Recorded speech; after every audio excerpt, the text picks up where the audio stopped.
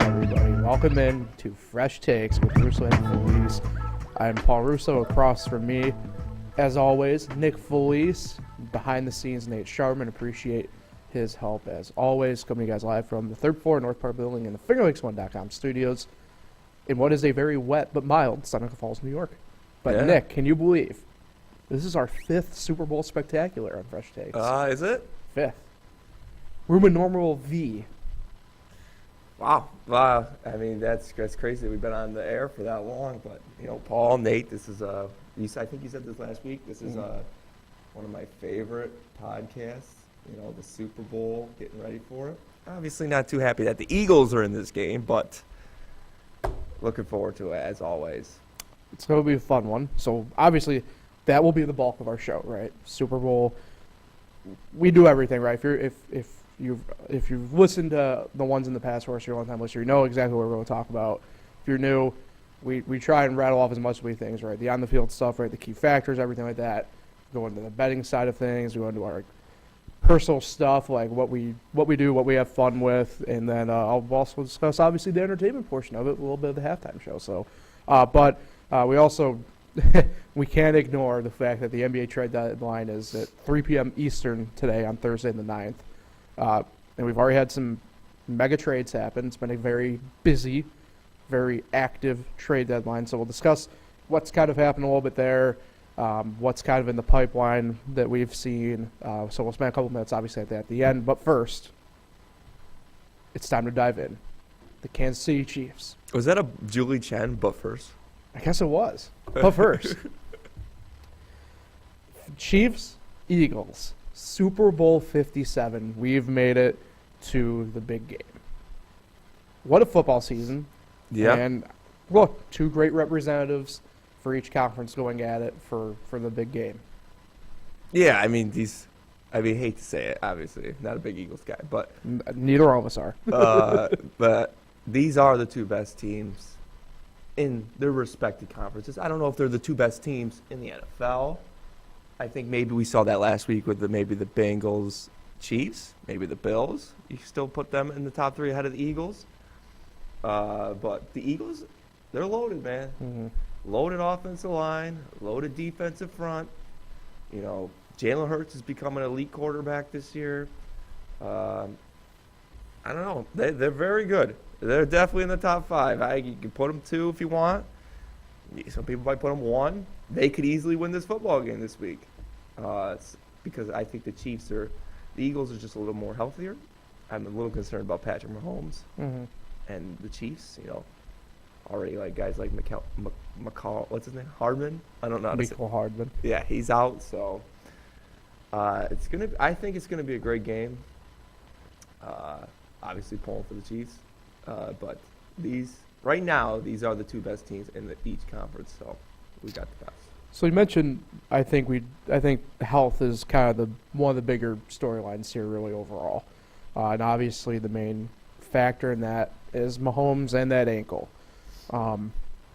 We didn't see a ton of pressure exactly in the way that I think either one of us would have, say, coached a game in that sense, where we would have try to figure out a way to force Mahomes to kind of be out on that ankle a little bit than he, more than he was.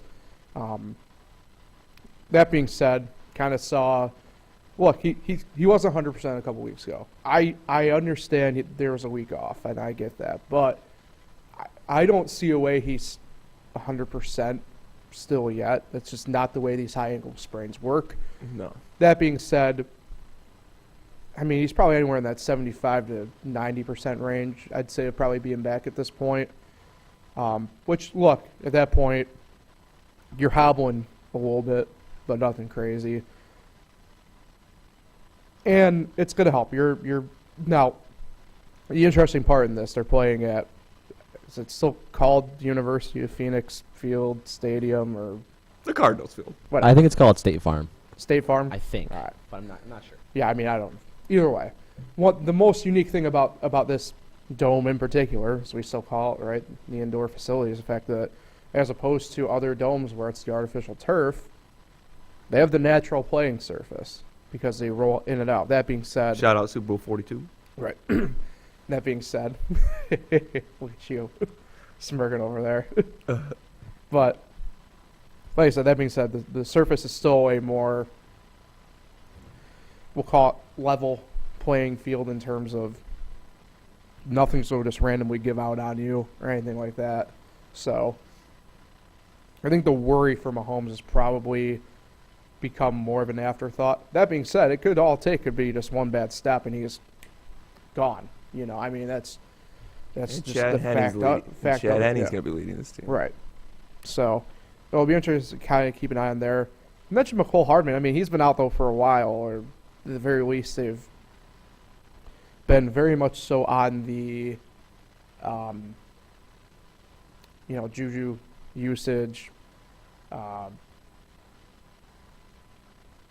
McKinnon usage, MVS when he's been back here and healthy a little bit more. Who's 84? That random guy that just popped up. Watson. Yeah. Who I had in fantasy for a week. I picked him up because they just had like no receivers 1 week. So I mean, look, they've found guys, and obviously it goes without saying that they have Kelsey, right? Flip side of that, the Eagles don't have a ton of question marks kind of going into this game, right? I mean, we just know what they got, and there's no, I'd say, concerns health-wise. At least that's really kind of on the front of my brain anyway. The only question marks I think the Eagles have is, like, how is Jalen Hurts, how is Nick Sirianni going to handle a game like this? Because they've never been in a game like this, as in those positions, you know. I don't know. Where'd Nick Sirianni come from? I know he's technically from the Reed tree, but I don't think that was his direct last stop. Okay. I can check that. So I don't know if he's ever been in a Super Bowl. But he's never been in a Super Bowl as a head coach. But so it's gonna be interesting to see how they handle it, because we've seen a lot of great teams get to the Super Bowl and they never could, you know, get that next step to hoist the Lombardi Trophy, like, you know, Cam Newton's Panthers that one year, Matt Ryan's Falcons. I have quite the Sirianni situation here. So he is technically from the Andy Reid tree, but his last stop was with the Colts as offensive coordinator before becoming Philly's head coach. But can we take a guess at where Nick Sirianni is originally from? Italy. Okay, he is Italian American, but not born in Italy. I saw Nate eagerly went to the mic and backed away over there. You talking about where he's from geographically, or Yeah, what team yeah. he's from? Where he's from geographically. No, I don't know. New Okay. Jersey? Okay, I thought you knew the way you went up to the mic. Dundee, right away. Bradford? Huh? Dundee, Bradford? You're close. Yates Ish. County? From Jamestown, New York. Oh, really? That's Yeah. cool. I didn't know that. Yeah, so pretty interesting.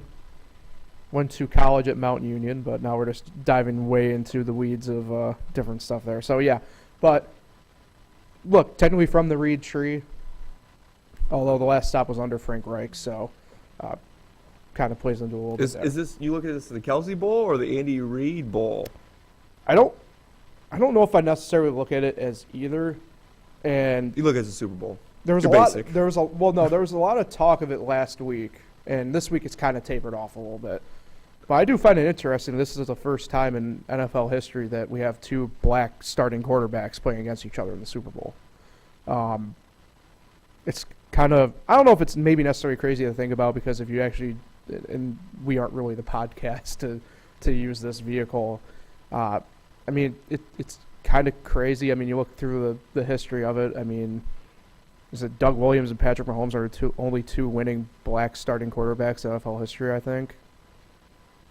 I believe. I could be wrong, but I can't. But it's just kind of like one of those things where, and even then, I mean, not to go down the rabbit hole too much, but like the Packers haven't started a black quarterback ever yet. Like there's just like a lot of different. Either way. I thought they started Seneca Wallace back in the day. Yeah, but not like have it be their number one type Yeah. situation. So, yeah. I don't know. There's a lot of different storylines, right? Because obviously we have the black quarterback situation. We have, you mentioned the Andy Reid Bowl. We have the Kelsey brothers going against each other. There's a couple different storylines here. I don't know. I don't necessarily want to rank them one ahead of the other or anything like that, because to me, I find all that kind of stuff cool in its own special way.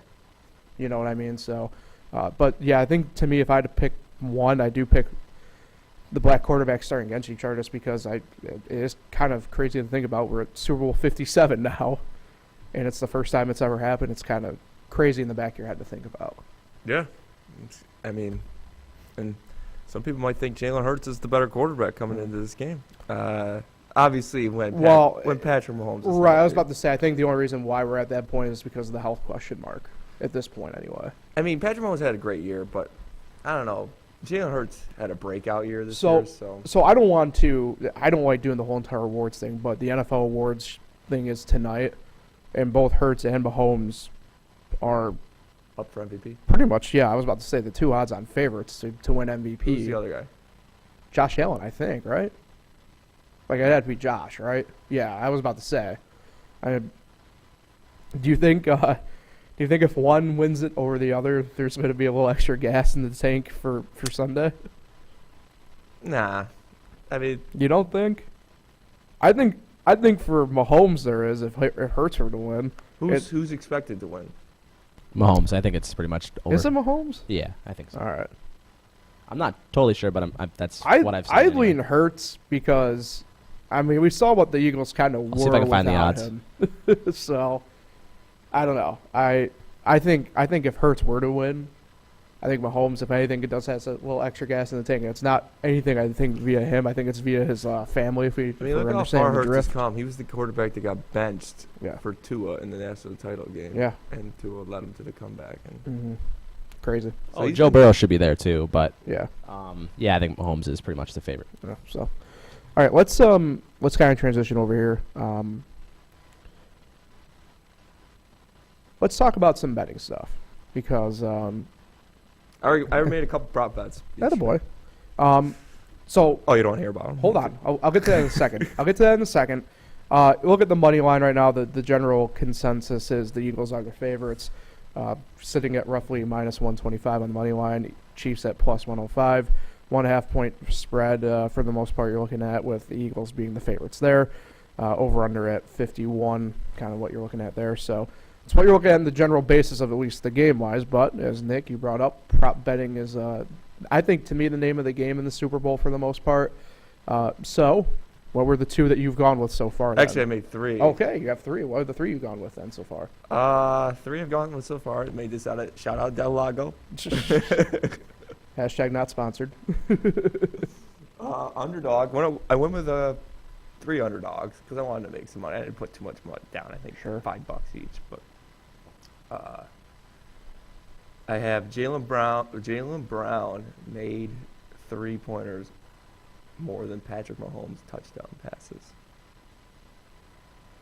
Oh, well, that's. You might be getting a refund for that then. I have some bad news. Jalen Brown's probably out indefinitely. Did you see what happened last night to him? No. Him and Jason Tamarone, after a rebound, they came together and Tatum's elbow went like right into his eye. Oh, wow. Yeah.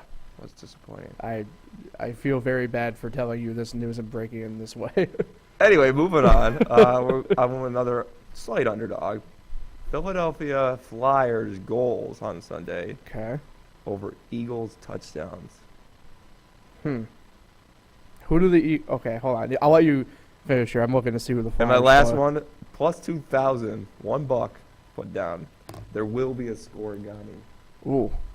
So you're saying against the Seattle Kraken, Yeah. the Eagles or the Flyers will have more goals than the Eagles will have touchdowns. Ooh. I think they're going to get about 3 or 4 goals. Oh, The Kraken- gosh. I don't know about that one. Kraken are getting ready for the Super Bowl. What? So are the Flyers. You think the Flyers will be getting ready more, but Nate, I'm gonna lean on you. That's a tough one to sled, I'd say. Yeah, I on hope the you got puck good front. odds, Nick. Hope you got good odds. Because the Kraken, I don't think they're gonna score 3 or 4 goals. Or the Flyers, excuse me. Kraken play good defense. Yeah. it was only plus 110. Uh-oh. All right, Uh-oh. well, It was never $5. know. It was only $5. Fair enough. Okay. So, I kind of want to take a look here because I kind of brought up a little bit, but I do want to go a bit further deeper here.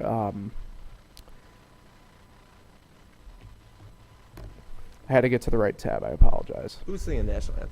I don't know. I've heard rumors it's Chris Stapleton. Chris but Stapleton, yes. Okay. Well, I'm actually with Take that. the over. I'm with Yeah, I would that. take 24 seconds. What is it? 124 seconds is what I saw. Ooh. So, It went under last year, Mickey Guyton, but Chris Stapleton seems to be a little bit of a slower singer, per se. That's I the do right like way. some Chris Stapleton. Can Chris Stapleton bet it? Can he? I don't know. Does Arizona have a mobile book? I think they do, right? I saw it smells like collusion to me, but Collusion in the kingdom, yeah. So, I mentioned this a little bit on our morning show today. Nate knows this very much so about me. Nick, you know this very much so about me. Big special teams guy. Bless you. I'm a big special teams guy. A field goal, over half a field goal in the first quarter is even money right now. Plus money at plus 100. Total field goals made in the game is over 2.5. That's what it's currently sitting at right now. I think I'm going to try and find a way to, and this is where I think maybe some people can kind of get tripped up a little bit potentially. And I think if I can find a way to same game parlay those things with a couple other things, I think that's the way to go. I do personally think, and not to go too far down the road with what we're going to discuss anyway, I do think this game goes under. That's been the trend in the Super Bowl the past 4 years. In fact, what's funny though, the last over in a Super Bowl was the Eagles-Patriots Super Bowl. So that's interesting. But like I've said this, if you want to go look back, it's kind of an alternating history. You have to go back to, I believe it's like the mid-2000s to find a run where the over was consistently happening. But outside of that, it's been like 2 Super Bowls in a row where it's over, 2 Super Bowls in a row under, kind of so on and so forth until we've gotten to this run the past 4 Super Bowls of all of them going under. I still think that's the case. This one, I think if you go the same game parlay route, I think you certainly might want to tease it up a little bit to be safe. No harm, no foul there. Or if you want to go over what we're looking at with the 51, for example, you tease that maybe back a little bit. If you do the same game parlay route, if you're just going to flat bet it, personally speaking, I probably would just take the under 51 at that point. That's just my opinion. We obviously know about the Eagles' defense, right? Really good. The Chiefs' defense, anytime they make these playoff runs, they do a lot of bend, don't bring stuff. Spagnuolo, look, he will blitz to no end as the game gets going. He kind of feels it out in the first little bit, and then he'll pick it up, and the pace continues to pick up as the game goes on. I just see more of that. Look, and I get, right, Hurts probably has a better ability to run out of that than, say, a Joe Burrow, who they faced last week. But, they weren't exactly, I'd say in terms of mobile quarterbacks, they struggled to keep Josh Allen contained when it came to that as well. And they still have some dogs on that D-line. I think, where it gets interesting kind of becomes the linebacking core a little bit and stuff like that. But, Jones is a monster, and that goes without saying. He kind of holds that down. So I'd say that's mostly what I'm looking at. I'd love nothing more in the world if some people started buying into that spread a little bit more one way or another and kind of adjust it. Personally speaking, if you're going to say bet in that sense because it's only 1.5 still, I would just go money line, like get a better perceived value, especially if you're going to bet the Chiefs. Just bet their money line like their dogs are plus 105. Like, just go ahead and grab it and go. Like, don't waste your time grabbing 1.5 when it's only going to help you in a very small window capacity. Interesting though. I didn't realize you could kind of bet scoregamis if that happens. I saw it at Delago. Plus 2,000 for yes. And so, Nate, I'm going to toss it to you actually here quickly because you brought up a good one earlier today, and I want Nick's reaction to this. So, what was the one prop bet that you kind of came upon? in terms of the halftime show, you mean? No. The the octopus? Yes, the octopus. Oh, Nick, do you know what an octopus is in football? I just figured this out today, so no worries if you don't know. I do not. Okay. An octopus, you can bet on it. I think it's like 1,500 on that green book. It's if a player scores the touchdown and gets the 2-point conversion. It's called an octopus. I didn't know that, but you could bet that. Wow. How about that? Nick, Okay. also, Rihanna halftime show. I know you guys talked a little bit about that. What do you think the first song will be? I've been asked this question a lot lately, this last week. Was it you who brought something to my attention about that? I don't think so, but Okay. I've been sold it's going to be Diamonds. Okay. I think it's going to be Please Don't Stop the Music. I can't remember who told me this then, but somebody told me. That's why I thought it was you, Nick. I thought it was you who told me this. So, like, I don't know who. Somebody online did it. You could go back and track because she's. I out also on a saw tour- that TikTok. She's out on a. Okay, so you know what I'm talking about Yeah. then, Nate. Well, not specifically, that's a hard word to say, about Rihanna, but Yeah. about the last The few last halftime one, shows. Yeah. right? But apparently she's out on tour right now. Well, not out on tour. She's done some shows here enough that it constitutes enough of a pool, I guess. And the song she's opened with has been "Stay." Now, if you go back through the past few Super Bowl performers who have been on tours or enough of the shows before, Damn, you did a lot of research. they could pull this together. Their opening song that they do on tour in their shows is the one they open with for the Super Bowl. So if that's the case, Rihanna's going to do "Stay." I'm like, I don't know about it. It's not giving me a good. That doesn't That's give not me a good Super Bowl opening. No. It's a good song. So, but- so I will go with my personal favorite Rihanna song then. Okay. Any guesses of what it could be?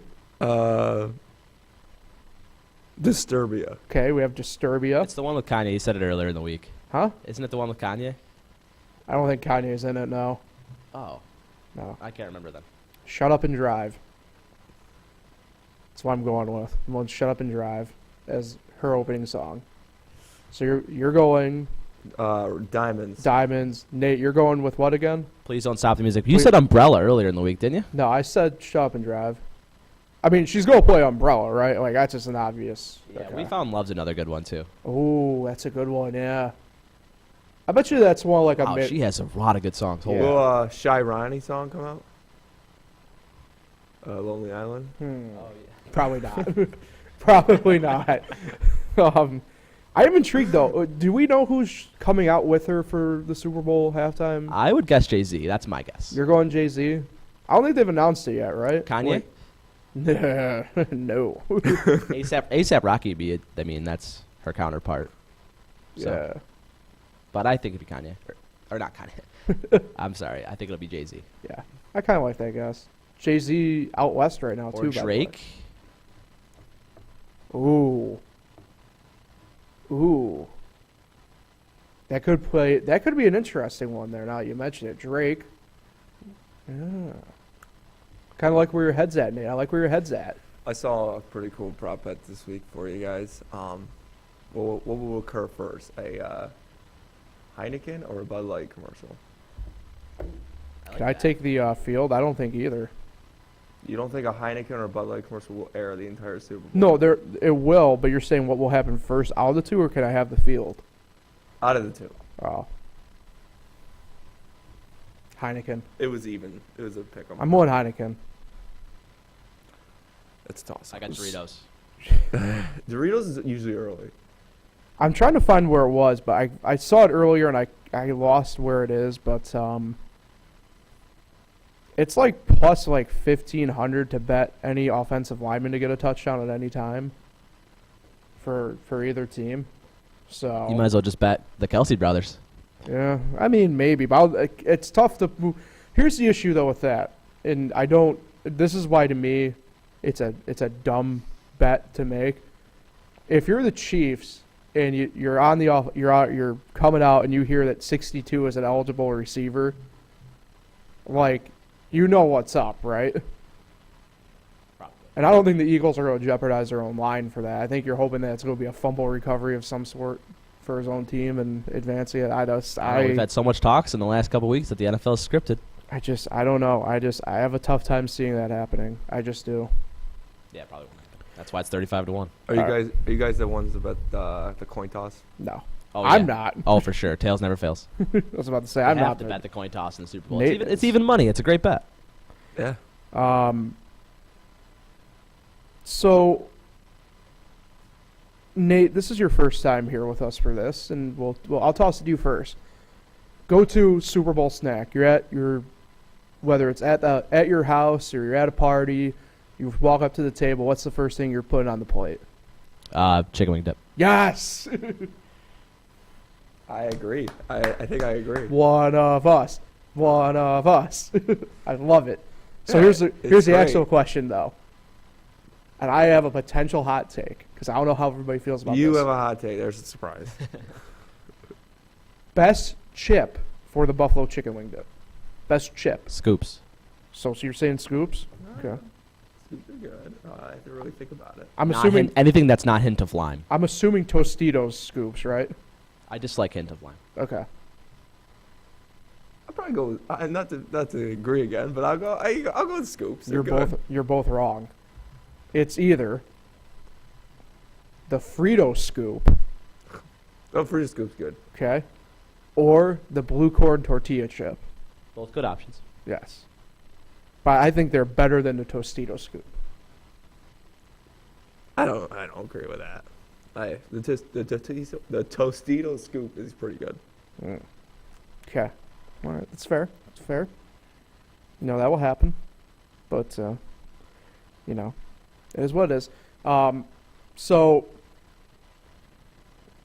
I think it's time. I think we got to do some predictions here. Excuse me. Got to take one in the throat. Over under the 51.5. Where are you saying?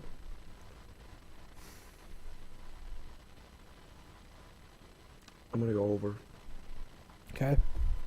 Nate? Over. Guess I'm taking the under. Lone Wolf.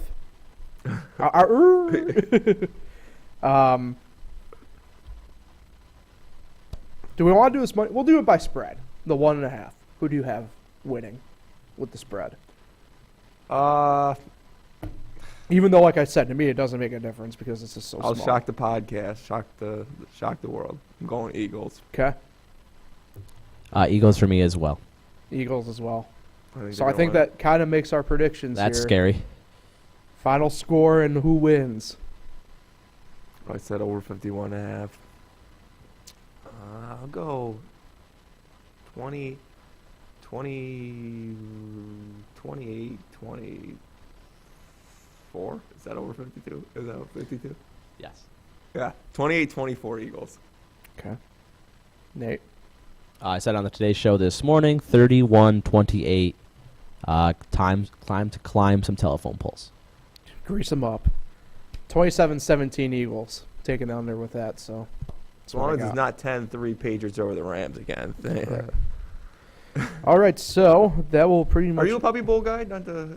I've not been a Puppy Bowl guy for a long while, admittedly. Do you think this would be the only Super Bowl we get Kevin Burkhardt and Greg Olsen on the call? Unfortunately. I'm glad. Even though I'm a big Kevin Burkhardt guy and I'm a bigger Greg Olsen guy. I think Greg Olsen's really good. In the booth, so. Greg's only got a year left. Unfortunate. If I'm CBS, I'm backing up the Brinks truck. Well, you think he'll still go to the B team, don't you think? If I'm Or is Greg- Daryl Johnson just got the B team forever? I don't think it's necessarily he's got the B team forever, boy. Greg Olsen clearly is not a B crew guy. He's an A crew guy. If I'm NBC, I mean, he's no Jason Witten. if I'm NBC or if I'm CBS or, I mean, even though I thought he did good, like I can't imagine Kirk Herbstreit's like body is like happy with what he was doing this year. Like if I'm any one of the ESPN, ABC, it doesn't matter. If I'm one of the other networks, I'm backing up the Brinks truck for Greg Olsen at this point. So, but who knows? Maybe he doesn't want. I know his son's very big into football, and he's big on coaching him, and who knows what might happen with that. So who knows what we might even get with Greg Olsen. He's a big family guy, so who knows? All right. Before we head out of here, obviously, NBA trade deadline. Already been chaotic. Deadline's today at 3 p.m. Eastern on Thursday the 9th. In fact, before we get to, I think, the Nets stuff here, I think we got to get to the trade that probably actually got everything in motion And it was weirdly a trade that occurred a few weeks ago that I think it's flown under the radar a little bit so far, but I think kind of really what got things going was the Lakers getting Rui Hachimura from the Wizards, and the Lakers sent Kendrick Nunn and 3 second-round picks, which I think Your guy, Kendrick Nunn. Yeah, none better. If at the time we should have saw this coming, especially maybe on the draft capital side of things, that if Rui Hachimura demanded 3 second-round picks plus a Kendrick Nunn, we should have seen this coming from a mile away, the stuff we've seen, I think, price tag-wise. So that fast-forwards us to the next trade that occurred 4 days ago now, technically. The Kyrie Irving to Dallas deal. The Mavericks received not only Kyrie Irving, but also Markieff Morris. Brooklyn got Spencer Dinwiddie and Dorian Finney-Smith, a 2029 first-round pick and 2 second-round picks.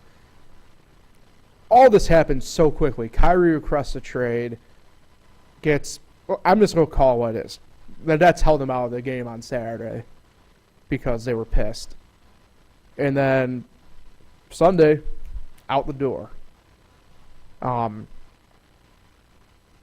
I think we all expected a Kyrie trade. I don't know, maybe we expected it at this deadline because this was the biggest domino to fall, in my mind, to what we've seen so far.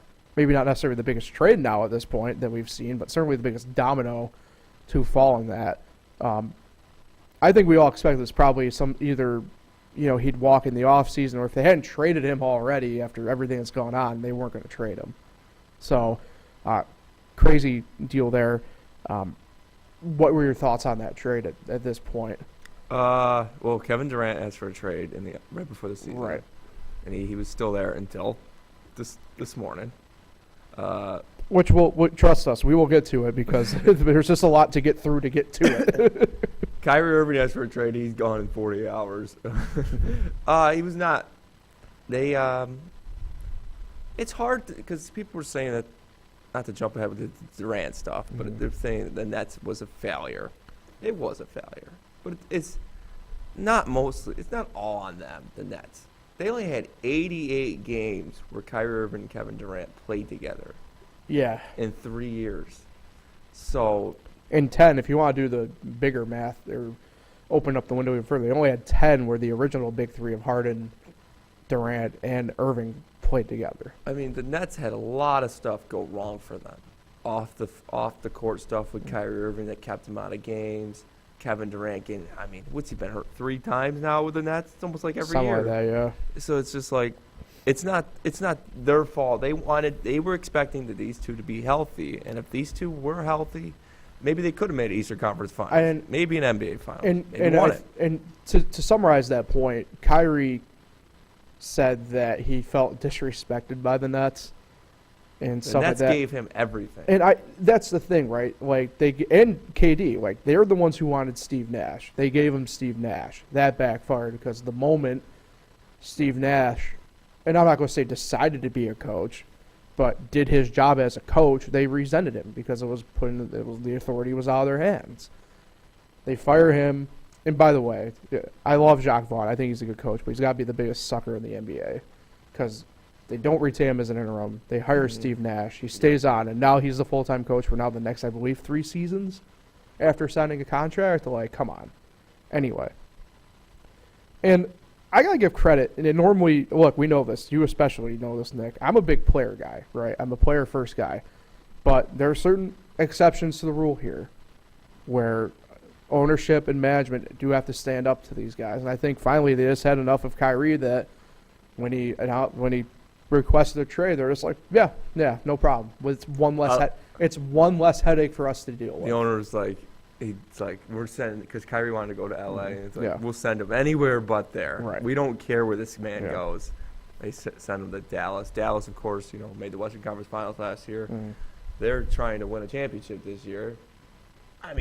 I think anybody could agree. I don't think Kyrie's going to be wearing a Mavericks uniform in 2023, 2024. He's just going to be on his. He's got to be on his best behavior here because he's a free agent at the end of this year and he needs a contract next year. He doesn't want more off-the-court drama because nobody's going to sign him. He can't help himself either, though. This is clearly a cyclical thing with him at this point. And it just is. And look, people can say what they want, and I don't really care. I've said this to more people that I care to say it with, but Kyrie's the biggest locker room cancer I've ever seen in all of sports. He just is. And to be honest, we've all been around like guys like him, whether it's teammates or players we played against in our own organized histories, and we're all happy when the day comes that we don't have to deal with that person anymore. And frankly, it goes back to what I always say is my biggest thing whenever I'm either building a team or coaching a team or on a team, right? I could care less about how good you are. I could care less if you had the basketball, in this case, skills like Michael Jordan. If you play for yourself and you don't vibe and cause your own drama, I don't want you on the team. Like, I'd rather have a group of 10 to 15 guys who gel well together, who play well together, who feed off each other, who go for one another, than the guy who clearly just rather be out there for himself. And that's just the way it is. And like I said, it's cyclical with him. You brought up a good point, Nick, right? Is he going to be in Dallas next year? Probably not. I don't know where he's going to end up. But here's why I can tell you it's going to happen in 2024, 25 when he's on whatever team he's on. We'll do a hypothetical here. Say he's still on Dallas, right? And something, that one minuscule thing doesn't go right for him because Luka took a shot and he didn't or something like that, right? So what? We get to talk about how he's a Minnesota Timberwolf now, and we get to do this cycle all over again or something like that. Yeah, like, he's gonna keep going. no, like, and that's the thing. Like, how many times are these owners gonna, or not owners, I guess, but how many times are we gonna buy into this as general basketball fans? Like I said this, I think I said this before the podcast. Kyrie Irving might be the first guy to go in the NBA Hall of Fame without a team, because where's his home? He's never had a team. The Celtics are glad he's gone. The Nets are glad he's gone. Maybe the Cavs? I will say this, and even though the Basketball Hall of Fame is the easiest of the Hall of Fames to get into, is he a Hall of Famer? Yeah. You think he is? He won a championship. All right. He's a great player, but he's just off the court drama. It's just too much. Yeah. I am so happy. I remember the day that they both signed with the Nets because I'm a big Knicks fan. It was something that day. They both signed with the Nets, and I was like, wow. I'll save the rest of my Nets piece when we get to KD because the Lakers were involved in a big trade yesterday as well. They got swept under the rug by what happened overnight. So the Lakers get D'Angelo Russell, which is very interesting that they wanted him back after the way the first exit went. Guard Malik Beasley and forward Jared Vanderbilt. Russell comes from Minnesota. The latter two come from Utah. Minnesota's getting Mike Conley and Nickeil Alexander-Walker and 3 second-round picks. Utah is getting Russell Westbrook, Juan Toscano-Anderson, and Damian Jones, and a first-round pick in 2027.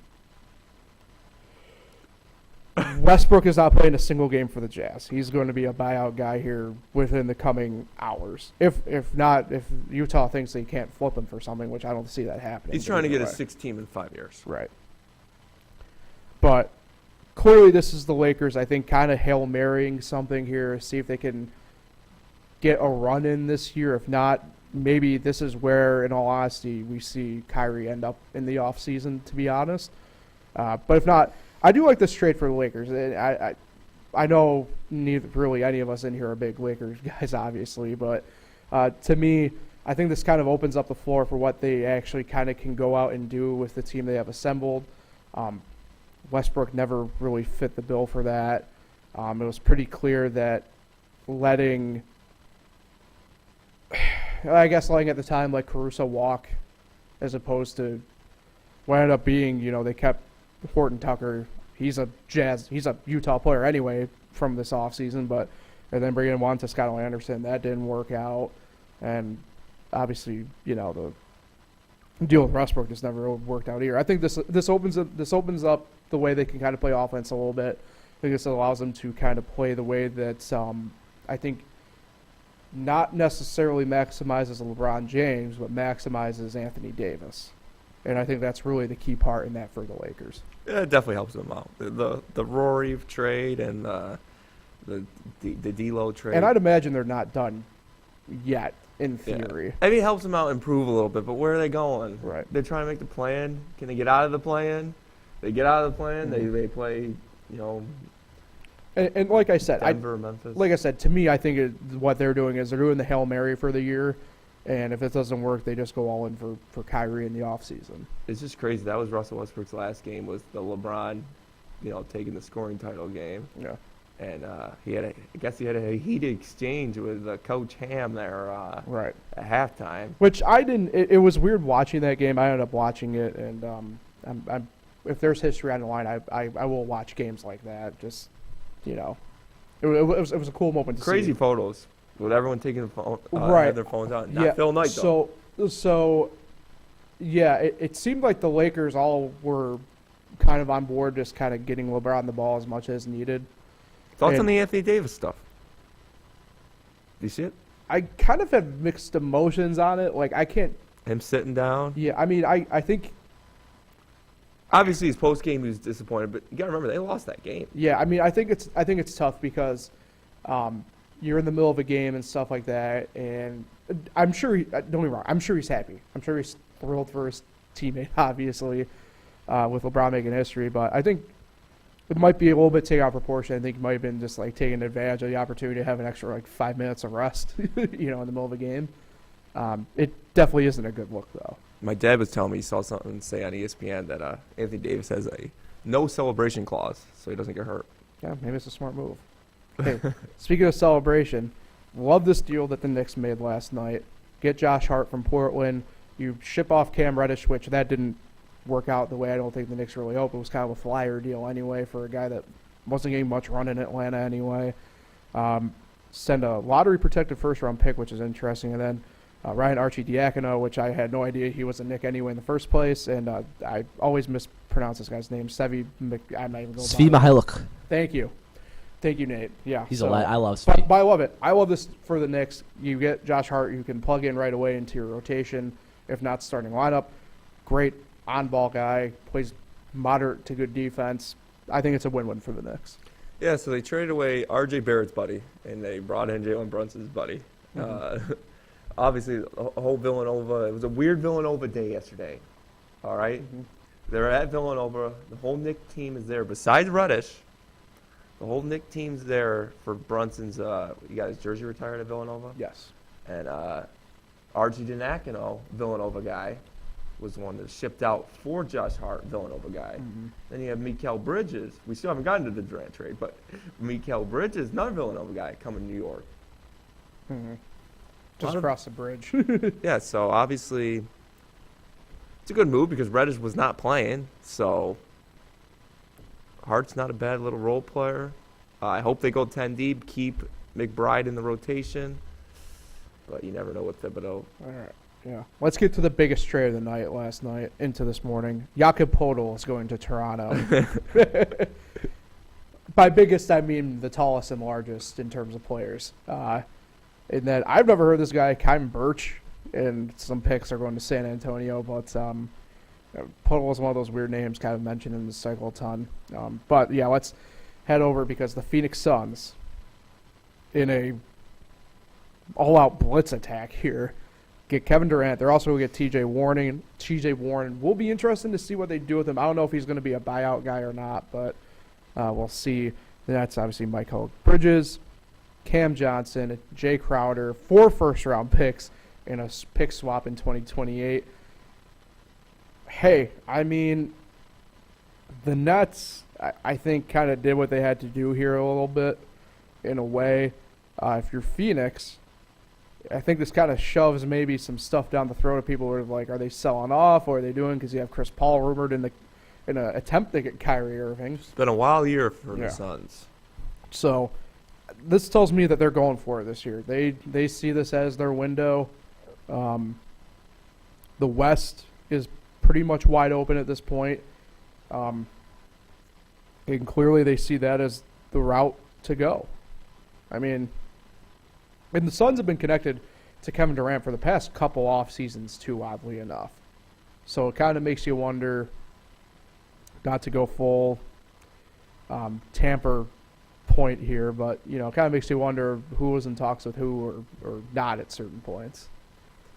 It's interesting. I think long haul, Nets won this trade. 4 unprotected first-round picks. Yeah. For us, from a Suns team where CP3 is almost out the door. Kevin Durant, if he keeps getting hurt, will be almost out the door. That Suns team could they're going for it this year, but they're going to fade. So, I don't know. They trade away some really good role players. Mikal Bridges, who I don't think's ever missed an NBA game. Cam Johnson, not a bad little player. And then, of course, Jay Crowder hasn't even played. He's been wanting out of there for a while now. But Yeah, Crowder's will be interesting. We'll circle right back now, to the that. Nets are going to fade. They're probably might fall in that play-in. Mhm. There's just too many weak teams east for them to fall. Well, the Nets out of are that, the but- Nets in this blow-up process now. One, end up with Ben Simmons in the divorce process, Oh yeah, he's still on the team. and two, they're gonna be selling. Like they're gonna get more assets here because they have a plethora of more or less 3-and-D guys now on that roster. So there hasn't been a ton of rumors really here the past couple hours.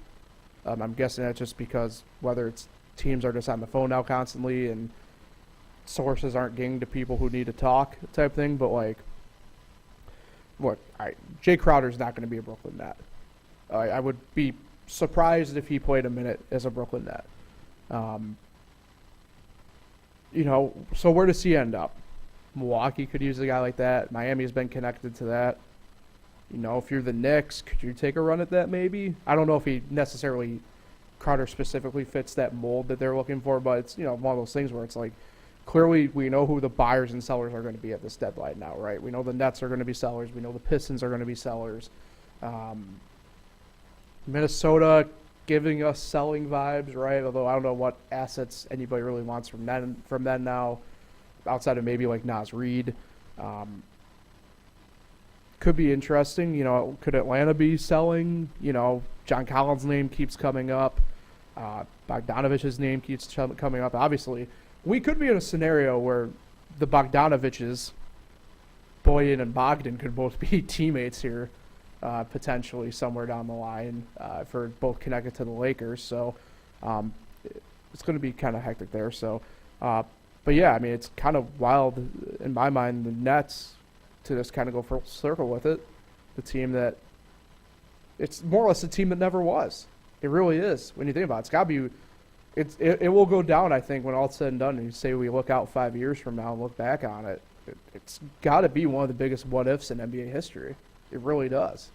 Because there's no way, in theory, that should not have worked. And it just never got going. Do you think Durant can win outside of the Warriors? I mean, I'd like to think so. I mean, he got to the finals. CP3's taking a step down this year. Well, he got there with the Thunder, right? He got to an NBA Finals with the Thunder. And I know, right, he was with Westbrook, and he was a younger man. He was with Harden, and he was with other guys who were really good. But, you can make the case that he's coming into a, albeit maybe flip-flop timeline scenario. He's going to a similar situation with the Suns. I mean, I know CP3 he's regressed in some ways, but like he also, there are some games you watch and it's like, yeah, that's still CP3 out there. It's tough because, man, Booker's coming back sooner than later. They were able to keep Ayton and all of this. The part I don't like is the fact that Mikal Bridges is gone. Look, Bridges and Durant are not on the same level. Bridges is probably still a couple rungs below Durant, but Bridges is such a good player. He never misses a game. To me, he's such a difference maker when push comes to shove with some stuff. That's a guy right there that I feel like would make the difference for Phoenix in a moment. Say you need a stop and pop shot. Oh, you got me sold. He's better than KD. Okay, I'm happy. I'm happy to work you over as GM here, but yeah, I mean, I don't know. I mean, another team I kind of forgot about in the selling here is going to be Toronto. Be interesting to kind of see what happens there a little bit. I mean, OJ Anunoby, he wants a bigger role, or where will he end up? So Going to the Suns, you think? Another way defender. Or the Grizzlies? yeah, maybe? I mean, I'd see.